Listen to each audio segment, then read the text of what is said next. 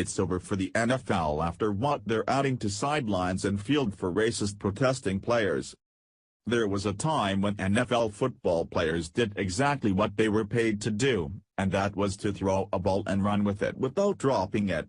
But now these players want to make a difference in the world, and there is no better way to do that than by becoming a social justice warrior.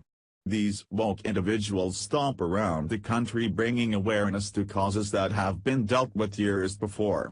For instance, racism in America. Correct me if I am wrong, but I do believe that the majority of it has been handled. But don't tell that to unemployed Colin Kaepernick and his buddies who are still kneeling for equality.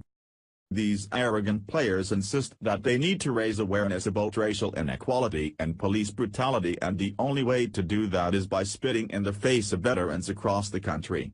This season the protests have continued despite millions of fans boycotting, which has caused ratings to nosedive drastically. This is exactly why what these NFL players and executives have decided to do in November makes no sense.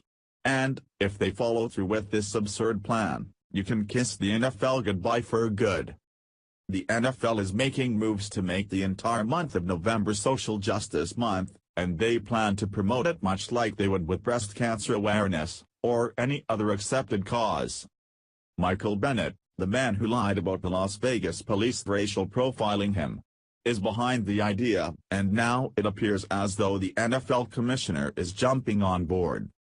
What this boils down to is that the league is inching closer to accepting Black Lives Matter-style protesting for an entire month.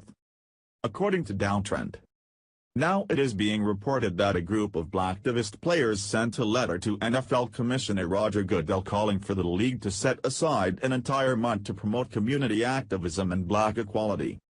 The group includes Seattle Seahawks troublemaker Michael Bennett, who recently set off a social media firestorm by accusing police of racial profiling and roughing him up when he was seen exhibiting suspicious behavior when they responded to reports of a shooting at a nightclub after the Mayweather-McGregor title bout in Vegas. The Las Vegas police have denied Bennett's claims, and the player is looking to cash in off of a civil rights lawsuit that will also serve to elevate his profile in Kaepernick's army.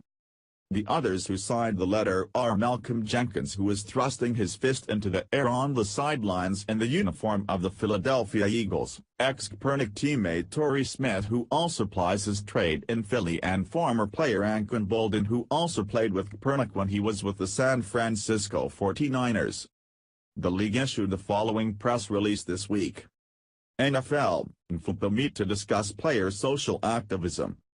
The NFL and NFL Players Association met Tuesday to discuss social activism by NFL players, the two groups announced in a joint statement.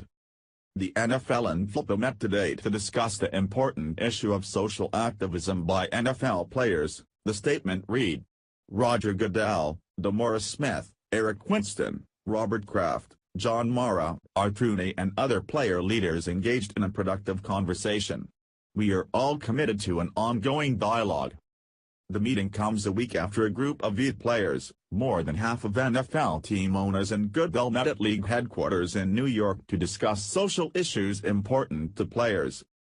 In addition to those two meetings, Malcolm Jenkins, Anquan Boldin and Torrey Smith along with Goodell and Eagles owner Jeffrey Lurie met with Philadelphia community leaders last month to get a better understanding of the criminal justice system. Jenkins, Boldin and Smith invited Goodell and Lurie to join them in meeting with community leaders, which included Philadelphia Police Commissioner Richard Ross and community advocates for incarceration and bail reform.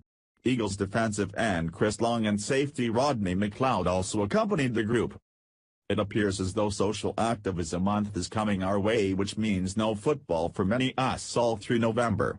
If these players want to keep up their anti-American protests, then they can do it while their ratings plummet into the toilet, and they finally get the memo that no one cares about their protest.